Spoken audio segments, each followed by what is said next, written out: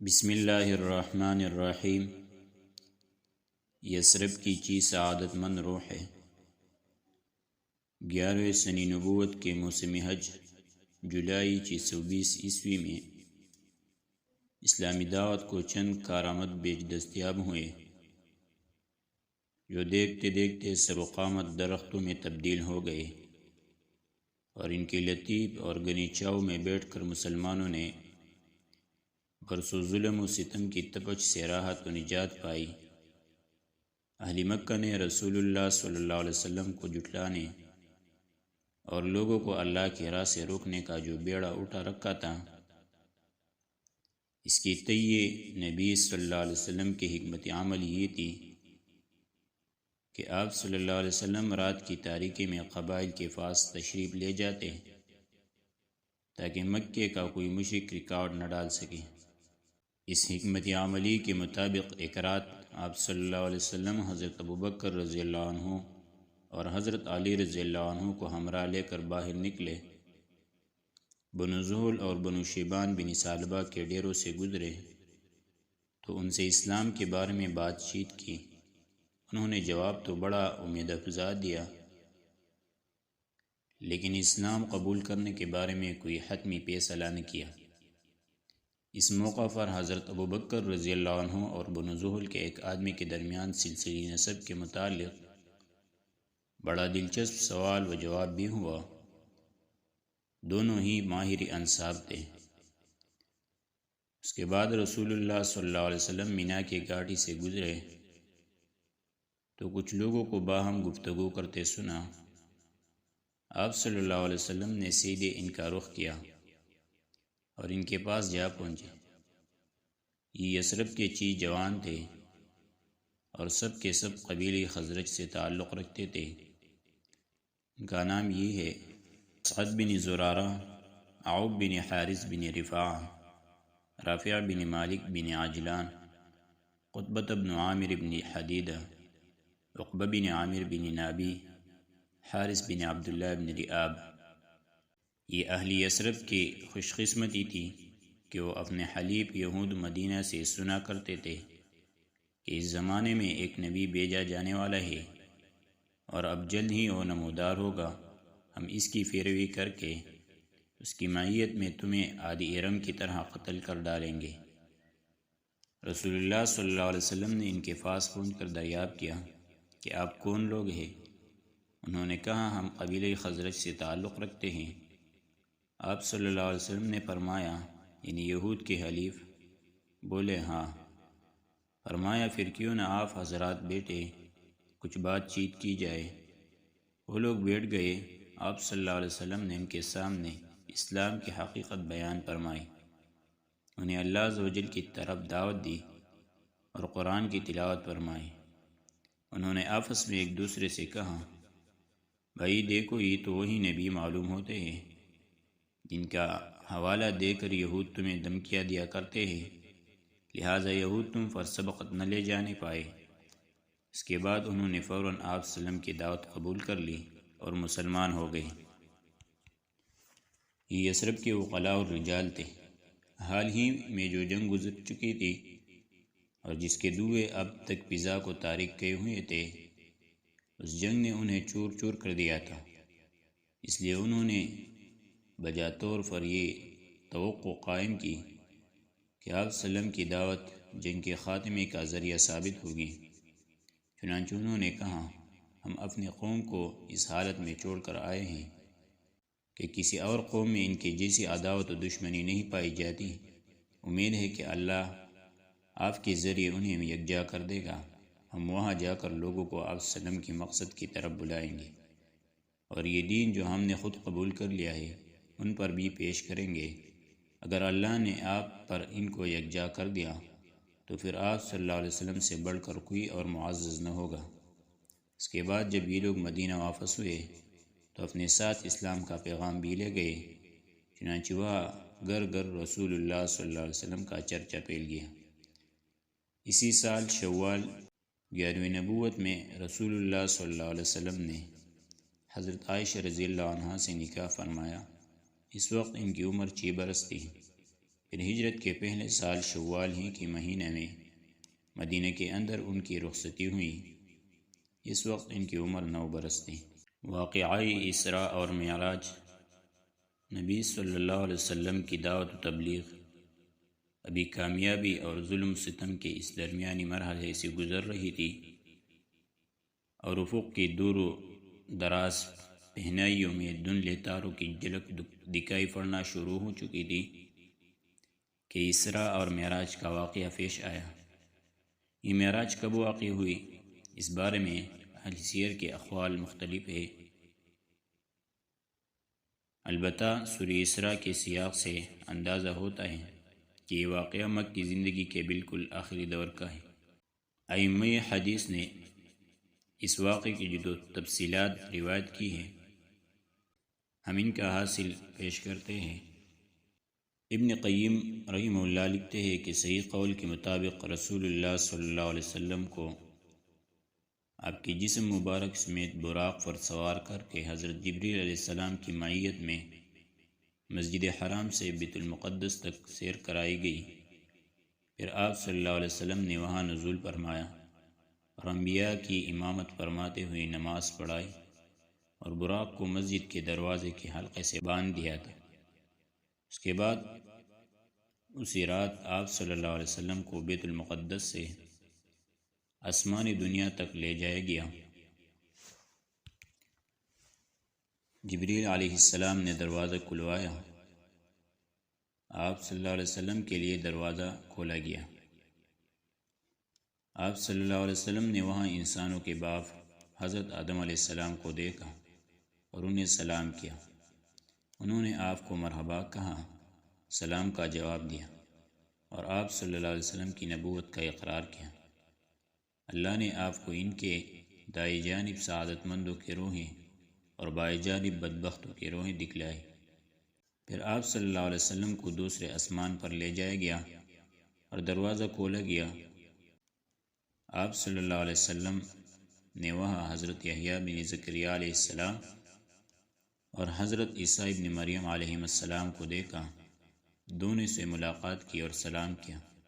دونوں نے سلام کا جواب دیا، مبارکباد دی، اور آپ صلی اللہ علیہ وسلم کی نبوت کا اقرار کیا۔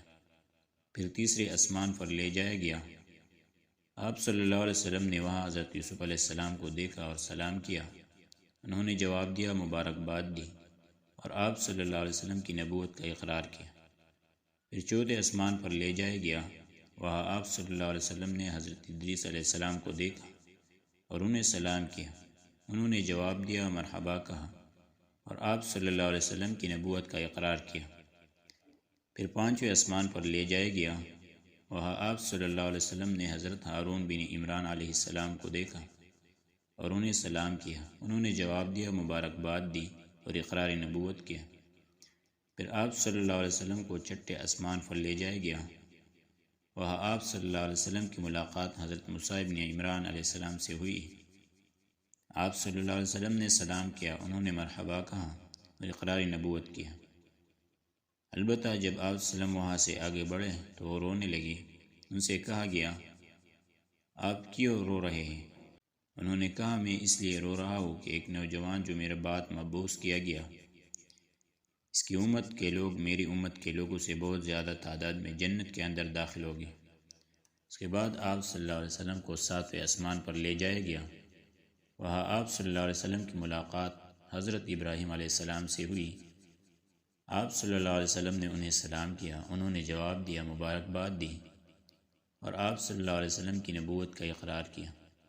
اس کے بعد آپ صلی اللہ علیہ وسلم کو سدرۃ المنتہا تک لے جایا گیا۔ پھر آپ صلی اللہ علیہ وسلم کے لیے بیت معمور کو ظاہر کیا گیا۔ پھر خدائے جبار جل جلالہ کے دربار میں پہنچا گیا۔ اس وقت اللہ نے اپنے بندے پر وحی فرمائی، جو کچھ کی وحی فرمائی، اور 50 وقت کی نماز فرض کی۔ اس کے بعد آپ صلی اللہ علیہ وسلم واپس ہوئے، یہاں تک کہ حضرت موسیٰ علیہ السلام کے پاس سے گزرے تو انہوں نے پوچھا کہ اللہ نے آپ کو کس چیز کا حکم دیا ہے؟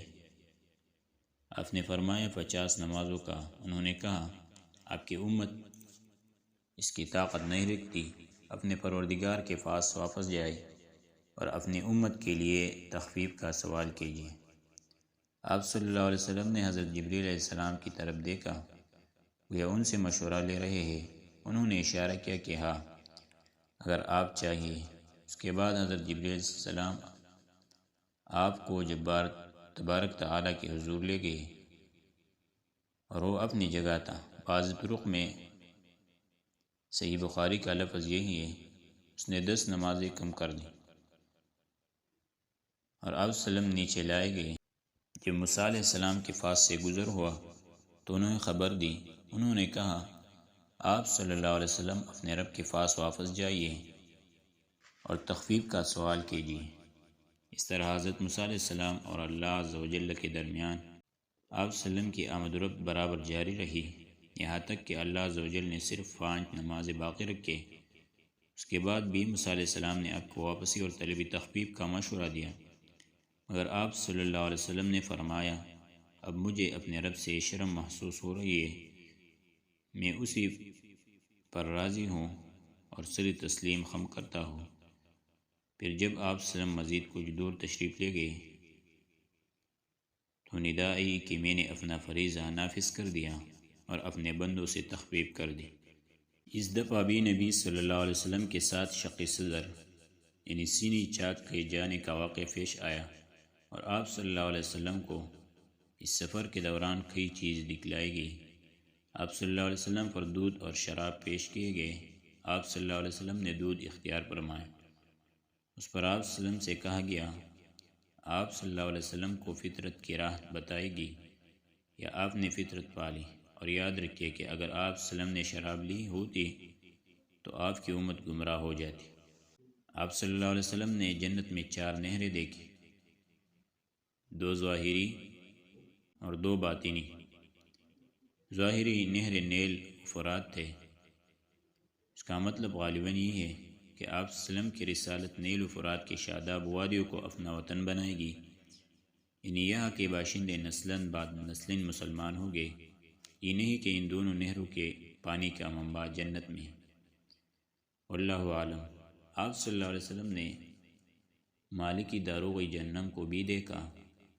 وہ ہنستا نہ تھا اور نہ اس کے چہرے پر خوشی اور بشاشت تھی۔ آپ صلی اللہ علیہ وسلم نے جنت و جہنم بھی دیکھی۔ آپ صلی اللہ علیہ وسلم نے ان لوگوں کو بھی دیکھا جو یتیموں کا مال ظلماً کھا جاتے ہیں۔ ان کے ہونٹ اونٹ کے ہونٹوں کی طرح تھے اور وہ اپنے منہ میں پتھر کے ٹکڑوں جیسے انگار ٹھونس رہے تھے، اور دوسری جانب ان کے فاخانے کے راستے سے نکل رہے تھے۔ آپ صلی اللہ علیہ وسلم نے سودخوروں کو بھی دیکھا۔ ان کے فیٹ اتنے بڑے بڑے تھے کہ وہ اپنی جگہ سے ادھر ادھر نہیں ہو سکتے تھے، اور جب آل فرعون کو آگ پر پیش کرنے کے لیے لے جایا جاتا تو ان کے پاس سے گزرتے وقت انہیں رونتے ہوئے جاتے تھے۔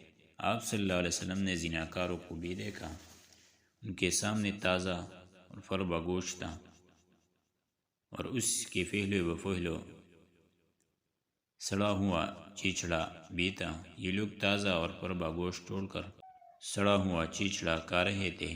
آپ صلی اللہ علیہ وسلم نے ان عورتوں کو دیکھا جو اپنے شوہروں پر دوسروں کی اولاد داخل کر دیتی ہیں، یعنی دوسرے سے زنا کے ذریعے حاملہ ہوتی ہے، لیکن لا علمی کی وجہ سے بچہ ان کے شوہر کا سمجھا جاتا ہے۔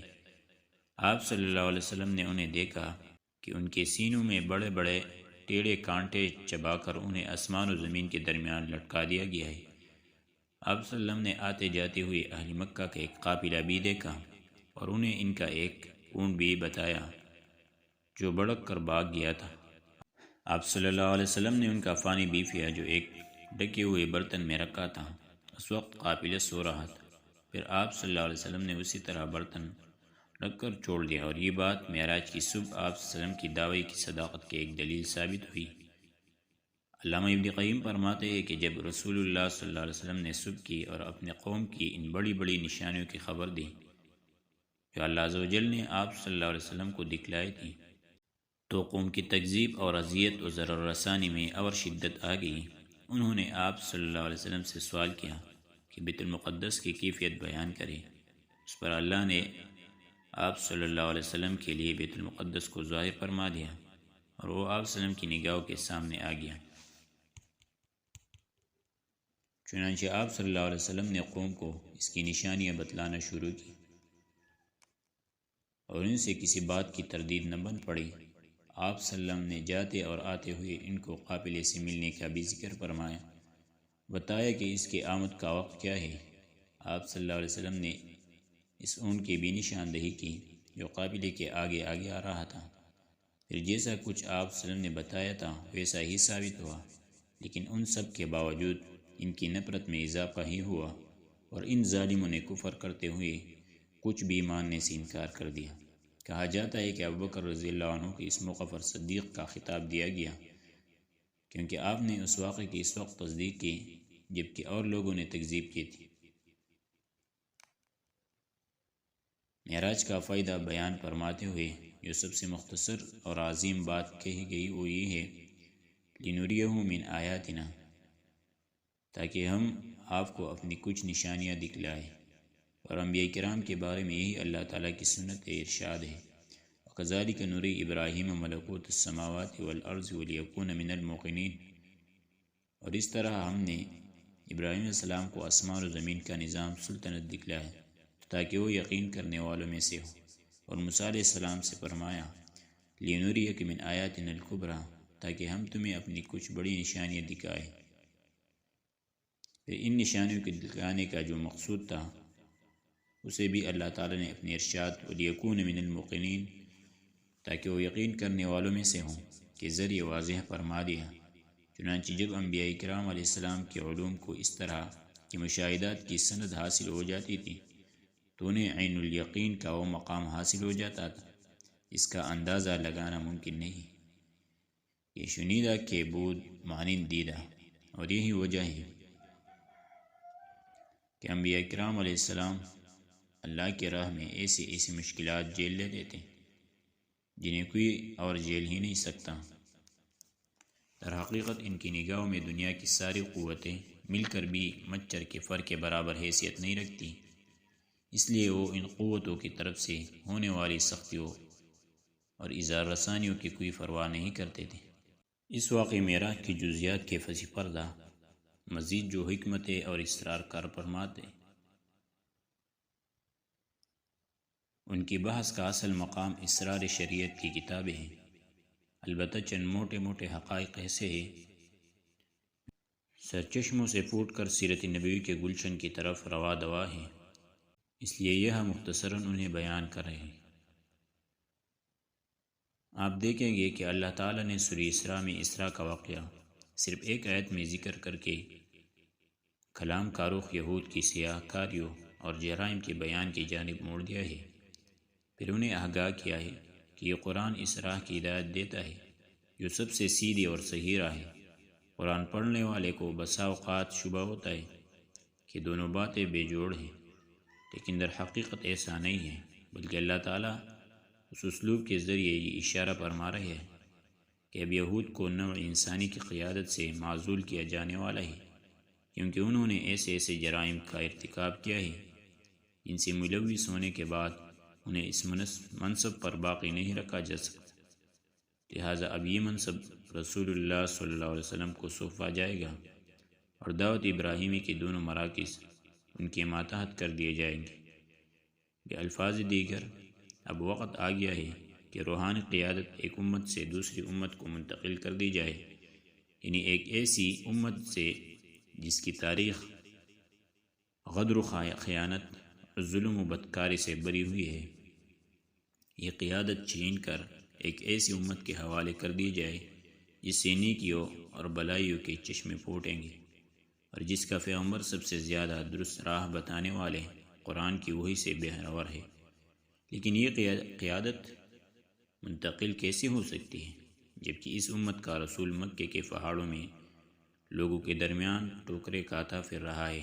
اس وقت یہ ایک سوال تھا جو ایک دوسری حقیقت سے پردہ اٹھا رہا تھا، اور وہ حقیقت یہ تھی کہ اسلام دعوت کا ایک دور اپنے خاتمے اور اپنی تکمیل کے قریب آ لگا ہے، اور اب ایک دوسرا دور شروع ہونے والا ہے جس کا دار پہلے سے مختلف ہوگا۔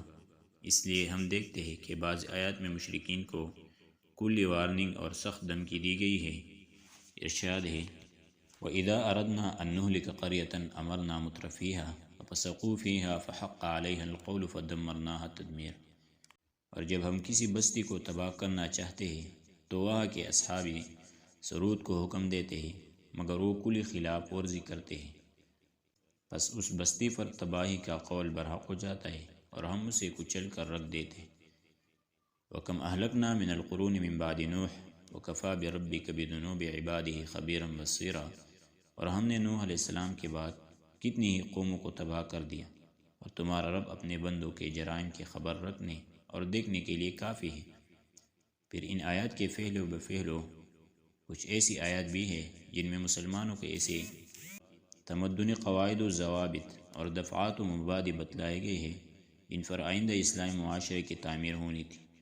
گویا اب وہ کسی ایسی سرزمین پر اپنا ٹھکانہ بنا چکے ہیں جہاں ہر پہلو سے ان کے معاملات ان کے اپنے ہاتھ میں ہیں، اور انہوں نے ایک ایسی وحدت متماسکہ بنا لی ہے جس پر سماج کی چکی گوما کرتی ہیں۔ لہٰذا ان آیات میں اشارہ ہے کہ رسول اللہ صلی اللہ علیہ وسلم عنقریب ایسی جائے فنا اور امن گاہ پالیں گے جہاں آپ صلی اللہ علیہ وسلم کے دین کو استقرار نصیب ہوگا۔